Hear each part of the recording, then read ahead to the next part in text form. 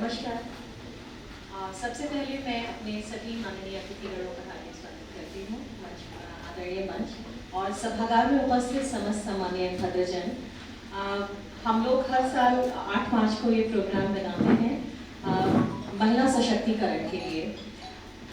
हमारे यहाँ पर अभी इस समय जो मंच पर मैम है doctor Alka Tandon ma'am, actually ma'am के अंडर में डायरेक्टली तो मैंने काम नहीं किया है, लेकिन जब मैम जॉइंट डायरेक्टर थी समाज कल्याण में मेरठ मंडल में, तब मैं मैम के संपर्क में आई थी। और वर्चुअली अगर हम कहें, जो हम लोग थ्योरी में पढ़ते हैं, किताबों में पढ़ते हैं, लेकिन वास्तव में जो महिला सशक्तिकरण का एक मूर्त रूप हम लोग देखते हैं तो वो मैम के रूप में देख सकते हैं।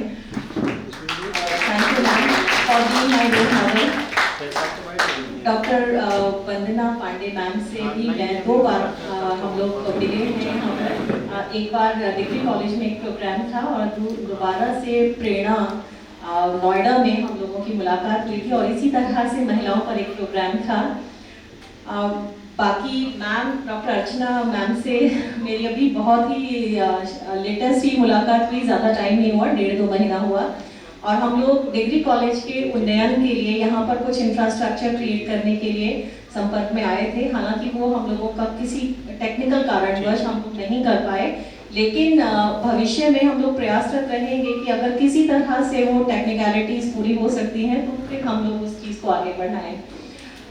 बाकी अगर हम लोग बात करते हैं, जैसे हम लोग थ्योरी पर तो हम लोग पढ़ते ही हैं कि जहाँ नारी का पूजन होता है वहीं देवता रहते हैं, लेकिन सच्चाई ये है कि प्रैक्टिकली शायद हम सभी महिलाएं कहीं ना कहीं उस उत्पीड़न का शिकार होती हैं। मैं खुद अपने आप में अभी मैम से बात कर रही थी, वंदना पांडे मैम से, कि मैम हम लोग प्रोग्राम कर रहे हैं, लेकिन वास्तव में अपने आप को हर दिन सिद्ध करने की जो एक जद्दोजहद है वो हम सब लोग कहीं ना कहीं झेलते हैं। मैं जब प्रोग्राम अटेंड करने के लिए आ रही थी तो मैम ने कल बताया 10:15 बजे तक आप आ जाइए, लेकिन ना चाहते हुए भी थोड़ा पारिवारिक उत्तरदायित्व, क्योंकि अनफॉर्चुनेटली 3 साल पहले मेरे हस्बैंड एक्सपायर हो गए थे और बाकी सरकारी कार्य है, क्योंकि घर चलाना है, नौकरी भी करनी है, बच्चों का भी पालन पोषण करना है, तो बहुत सारी जिम्मेदारियां हम लोगों पर डायरेक्टली इनडायरेक्टली आ जाती हैं। और मैम से जब मेरी मुलाकात हुई तो कुछ ऐसे समय पर हुई थी, हम लोग चर्चा तो कर रहे थे कॉलेज के विषय में कि इंफ्रास्ट्रक्चर कैसे डेवलप करें, बट तभी संयोगवश एक वकील साहब मेरे ऑफिस में आए और चूंकि चर्चा थी मेरे हस्बैंड की जो लड़ाई मैं वर्तमान में लड़ रही हूँ। एक्चुअली 3 साल पहले मेरे हस्बैंड की रहस्यमयी ढंग से मृत्यु हुई, या कहा जाए कि हत्या हुई, और उस लड़ाई को शुरू करने के पहले मुझे अपने पूरे परिवार को कन्विंस करना पड़ा। मैम सुन रही थी मेरी बात, सभी साथी थे, वकील साहब से मैंने संक्षेप में ही बात की। तो वो लड़ाई जब मैंने मैम के सामने चर्चा में आई तो मैम ने कहा कि आप वास्तव में महिला सशक्तिकरण का काम कर रहे हैं, लेकिन मैं फील करती हूँ प्रैक्टिकली जितनी परेशानियां मैंने झेली हैं पिछले 3 साल में, पहले नौकरी में आने के लिए, नौकरी के बाद फिर यही कि आप बच्चों का भी पालन पोषण, क्योंकि आपको जितना सिद्ध आपको नौकरी में करना है, घर में भी हर पल आपको सिद्ध करना है कि you are a good mother, अच्छी बहू भी हैं आप, अच्छी माँ भी हैं। और वो सारी जिम्मेदारियां पूरी करते करते जब अचानक से आपको पता लगता है कि आपके हस्बैंड का मर्डर होता है, फिर आपको कानूनी दांवपेच, कानूनी लड़ाइयाँ। मैं कई बार बहुत सारे परिवारों के संपर्क में आई, मेरे हस्बैंड मर्चेंट नेवी में थे और डेथ भी वहीं पर हुई, तो अपनी इस लड़ाई के दौरान करीब करीब 30-35 परिवारों के संपर्क में मैं आई, जहाँ पर या तो किसी ने अपना बेटा खोया या अपना भाई खोया, या कहीं ना कहीं किसी ना किसी रूप में पुरुष को खोया, लेकिन लेडीज लड़ रही। तो करीब 30-35 परिवारों में से 5-6 परिवार ऐसे हैं जो लड़ने की कोशिश कर रहे हैं, लेकिन रास्ता नहीं है उनके पास। कोशिश मैंने भी की, मुझे इंडिया में तो कोई मदद नहीं मिल पाई। यूके से एक कोई सज्जन थे, उन्होंने मुझे मर्केंटाइल लॉज भेजे, मैरीन लॉज, क्योंकि लॉ अगर इंडिया के होते तो शायद मेरी लड़ाई आसान होती, लेकिन वहाँ से लॉ मंगाने के बाद अब उन परिवारों की लड़ाई और मेरी लड़ाई अब साथ शुरू हुई है। हालांकि ये मैं बिल्कुल कॉमन विषय से हट कर के बात कर रही हूँ, क्योंकि हम लोग आसपास लड़ाइयाँ देखते हैं, लेकिन एक सेक्टर मैंने आपको बताया, मर्चेंट नेवी। बहुत जो बच्चे होते हैं 12th करने के बाद पीसीएम ग्रुप के, बड़ा मतलब दुनिया घूमनी है, जल्दी पैसा कमाना है, मिडिल क्लास के बच्चे स्पेशली वो चले जाते हैं, लेकिन वो सेक्टर बिल्कुल अनछुआ है। और जैसे जैसे मैंने इसमें और मेहनत की, और चूँकि रिसर्च बैकग्राउंड मेरे काम आया, तब मैंने देखा कि अगर मीडिया में इसका प्रॉपरली कवरेज हो जाए, और जो हमारे डिपार्टमेंट कंसर्न है उनकी एम्पैथी इतनी ज़्यादा है कि आप लेटर्स लिखते रहिए, कोई जवाब नहीं। तो बल्कि मैं आज वंदना मैम से जब मिली तो मुझे बड़ा हर्ष हुआ कि मैम मीडिया और मास कम्युनिकेशन डिपार्टमेंट से जुड़ी हैं। तो एक बहुत छोटी सी अनौपचारिक वार्ता में मैम के मतलब मेरे समझ में आया कि I think she will definitely help me out in this noble cause.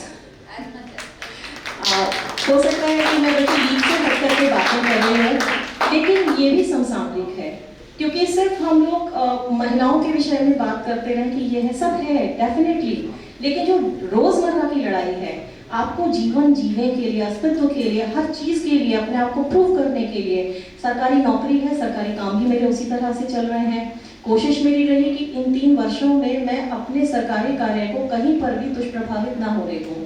मेरी मॉरल रिस्पॉन्सिबिलिटी वो भी है, और ईश्वर की दया रही, और शायद मेरे को इस काम ने इतना संबल दिया कि मैं साइकोलॉजिकली बहुत जल्दी उस दुख से, जो शायद ताउम्र मेरे साथ रहेगा, लेकिन मैं उभर गई।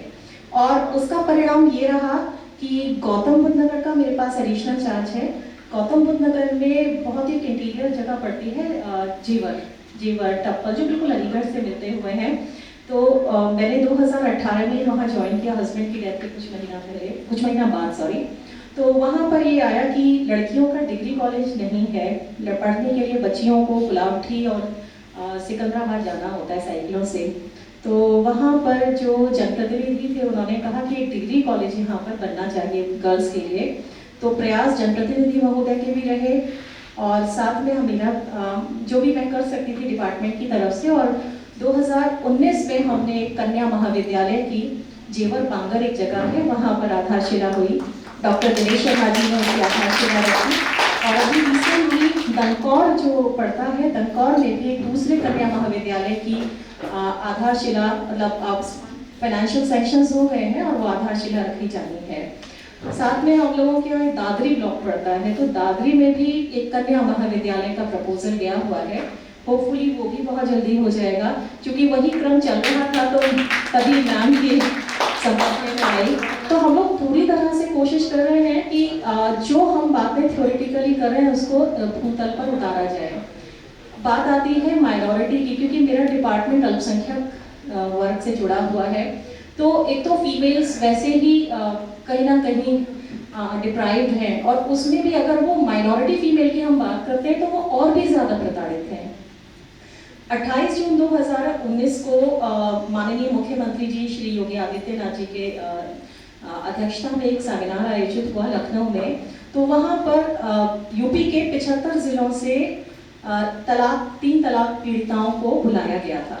तो माननीय मुख्यमंत्री जी ने सबको यही उद्बोधित करते हुए कहा कि पहले तो ये देखा जाए कि कौन सी महिला कितनी शिक्षित है।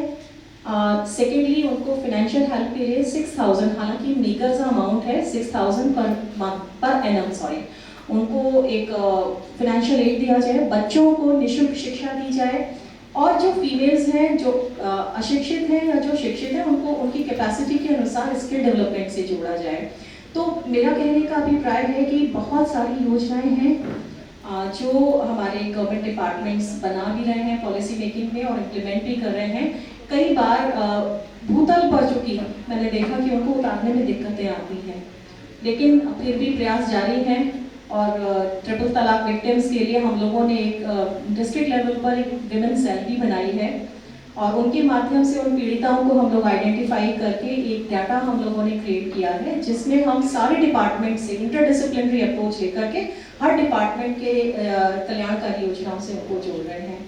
तो बाकी मेरी भी लड़ाई जारी है, और आप सभी लोगों से मैं निवेदन करूंगी कि प्रार्थना करिए कि जितने भी मेरी जैसी महिलाएं हैं जिन्होंने किसी भी रूप में अपने परिवार के किसी सदस्य को खोया है, और अगर आप जानते हैं किसी को तो you can always let me know, क्योंकि मेरे पास पूरा लीगल उसका डॉक्यूमेंट तैयार है।